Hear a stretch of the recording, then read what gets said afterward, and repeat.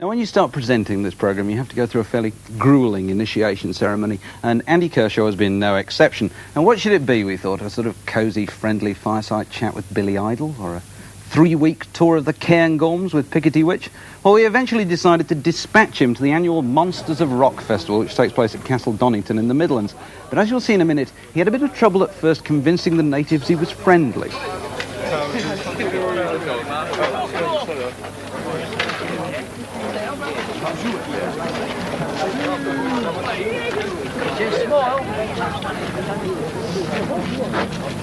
Well, they won't let me in. Must be something to do with me not wearing the regulation dress or this fabulously tailored shirt.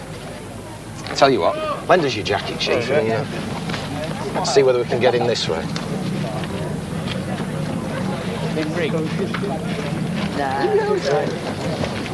It weighs a ton. Yeah. Are you keen on embroidery? Oh, yeah. Don't you hear me, mother? Smart.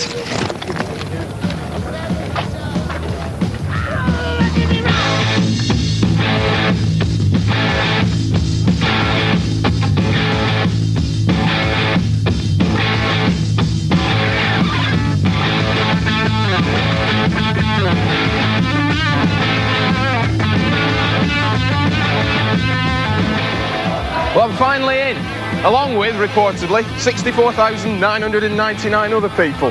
This is a headbanger's heaven, a dandruff distributor's daydream, and possibly the biggest embroidery convention of the summer. I'm steeling myself for an afternoon of songs about hell, leather, death, fire, highways. Thank you very much. Coming through a 200,000 watt PA system. And drinking's quite an innovation at this year's festival. They've actually decided to put alcohol on sale inside the venue, and it's flowing, let me tell you, as heavily as the testosterone. So, as they say in heavy metal circles, are you ready to rock and roll?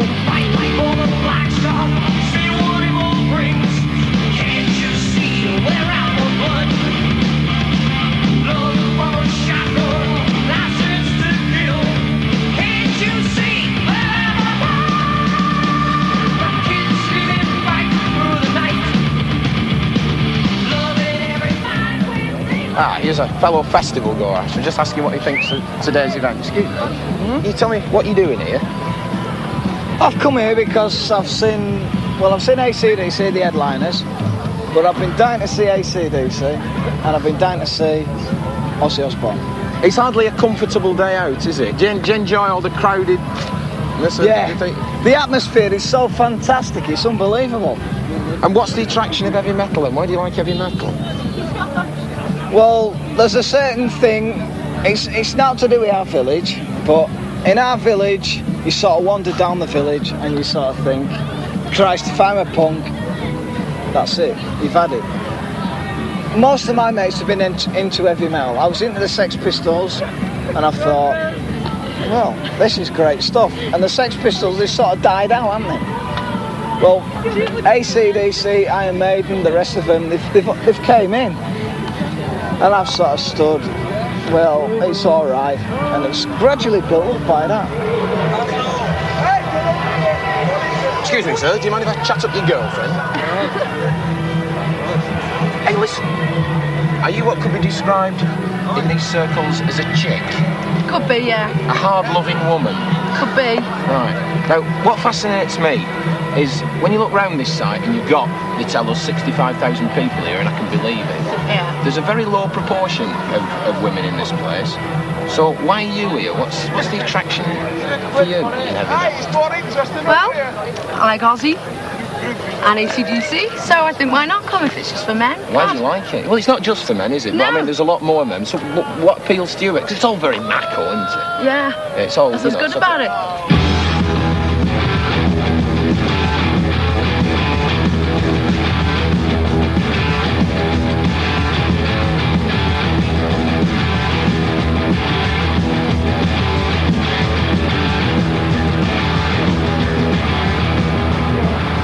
Far too tasteful for me. Whilst I'm adjusting my dress, I've just nicked this from the press office, in which I learned that there are reporters and photographers from 13 different countries at this event, and that's not overlooking the Matlock Mercury and the Halifax Evening Courier. I'll tell you what. There's a lot going on, but the big bands aren't even here yet. So what I'm going to do is jump on this and ride off into the sunset and see whether I can find them. What a stallion of the highway.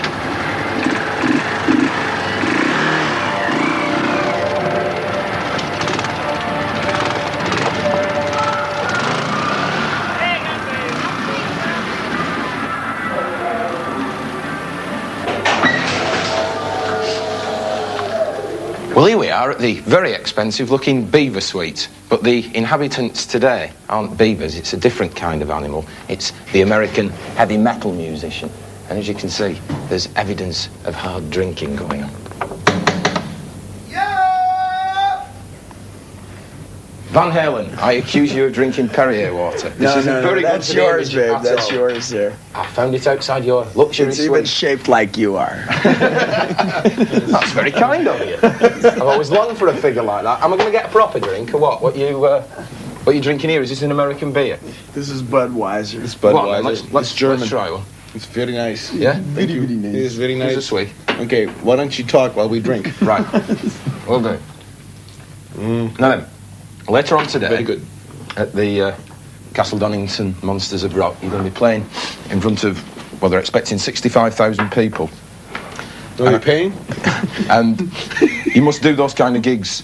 They must be the norm in the States. Is that correct? No, the average size venue in the United States is probably half the size of that. In fact, Van Halen's only really top billed a couple of giant shows like that, maybe 3-4 times in our career. Yeah. Most of them are indoors. It's just the difference in the size venues that you have in Europe compared to the average size in the United States. How do you feel about going on stage before AC/DC? Doesn't matter what time. We're we taller. go. Yeah. But there's been suggestions, like in the build-up to Donington, that there's some kind of rivalry between you. Now, are you going out there to blow them away? Is it a No. battle of the giants? It's not going to be a battle. There's not going to be any kind of rivalry. Maybe in their minds, but in our minds, we are going to jump on stage and we're going to play our music, and hopefully everybody will have a good time. Angus, it's been suggested that this year's Donington is going to be a battle of the giants, a sort of monster metal showdown between you and Van Halen. Is that how you see it? A month? What did I get? I can't even spell that word. Is there that rivalry? Nah, not really. We just, it's a different thing. They're more of a, what would you say? Pop band, I suppose. Yeah. Than what we are. We're more a rock and roll band. I think what's happening is there's liable to be a sense of competition at the Castle Donington Festival. It'll be more in the manner of who plays Edward's solo the best, and ad infinitum. Have you ever seen the kind of, you know what a drag race is? Yeah, sure. The cars with the big fat tires you're on talking the about back. And they got the little skinny tires in front. And every time they make a commercial for a drag race in the United States, the guy goes, makes it sound like you're going to a Monsters movie. He goes, 20, got him, 20 nitro fuel burning time, screaming trash, you'll rip your lungs out Friday. And every time they Do you do much voiceover work? yeah, every time they do rock and roll concerts, they do the same kind of thing. I've noticed that around the world. They go, Monsters of Rock are going to tear your head off and go on your neck, buddy. That's right, Friday night, be there. Hey, you're not telling me you're nice, gentle lads, really, are you? Yeah, what I'm questioning is who comes up with those advertisements, the advert people or AC/DC? No, I'm actually a very family-oriented kind of guy. I've personally started 3 or 4 since January. Too many people, or should I say a lot of people, would say that all hard rock, heavy metal sounds the same. How do AC/DC try to sound different from the other people in that kind of market? And a lot of people say that we make the same album, 11 times or so. And really they're lying. It's actually the 12th time we've done the same album. Right. But do you try to give people the same things that they look for every time? We have a style, and we stick more or less to that style. It's pretty hard if you hear something of us, you know it's us. Yeah. But there's not really a conscious effort to make successive LPs, one LP different from the previous one. Yeah, we always try to do something a bit new. A lot of times we are asked, what do you think of the resurgence of heavy metal and the leather-clad people and whatever. We're just making music. We've been doing the same thing for about 11 years, the way the band is, and it hasn't changed. It's something that instills kind of it makes people joyous. Okay, that's about the best way I can say it. As long as they have a good time, we have a good time, great. And we get paid a lot. But it's quite well timed, actually, that somebody brought me this book back from America this week, which I think is terrific. And I thought it would be a sort of survival manual for Donnington. It's called The Complete Air Guitar Handbook. Elvis Presley, Jimi Hendrix, Bruce Springsteen, and you. And then inside, when we get to the 8 best air guitar albums, and number 8, anything by AC/DC. But at number 7, unfortunately, Van Halen 2. So, I mean, are you appalled that you're lowering the stakes in the air guitar albums than Van Halen? Oh, I'm upset. Really upset? do you make your albums with this kind of technique in mind? Yeah. So we actually play like that. Would you say that the advice that they give here on equipment is correct? I mean, here we see the air amp. Look, there's a picture of the air amp. We have a picture of the wall sockets and, of course, the invisible amplifier. Just, do you use equipment similar to this? 2 plug holes, aye. Definitely. A couple of plug holes does us fine. And just before I leave you, here's a little present for Eddie. Oh, look at this. This is a little A few air tips guitar. for later on today. The complete air guitar handbook. Invisible guitar, as it's known in England. And here we have a simplified version of The Joy of Sex for you. Ah, thank you very much. That's great.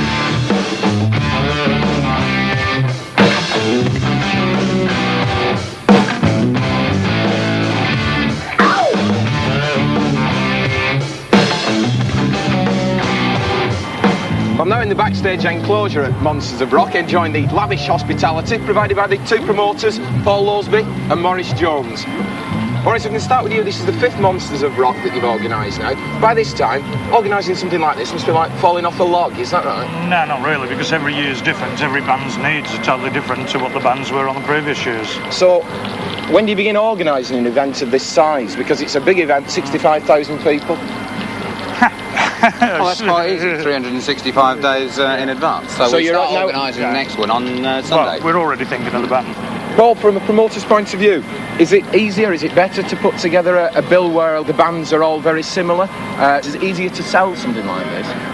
Well, the answers to that are that yes, it's easier to sell because you haven't got a conflict of interest, but actually trying to put a bill together of a similar nature and making it different year after year becomes increasingly more difficult. If we were to actually ask you, who would you suggest for next year? Spotting the recent predictions, I wouldn't like to say, but it is difficult making variations on the same thing. Obviously, you do this in the hope of making a few quid at the end of it. It's not just a hobby. No. You've got this completely wrong. Promoters never make any money. You see, we do it for the love of the music. Yes. Yeah. Totally for the love of the music. But apart from the few quid that you may make, are you actually both into heavy metal yourselves? Is that what you listen to at home? I wouldn't call the music heavy metal. Like, to me, it's rock music. And I think we're both It's all right. into You'll be it. able to see Maurice and me sometime later on today in front of one of those bins. You'll be crashing the cranium, will you? Yeah, no problem. Our heads will be shaking, our feet will be going. Smart.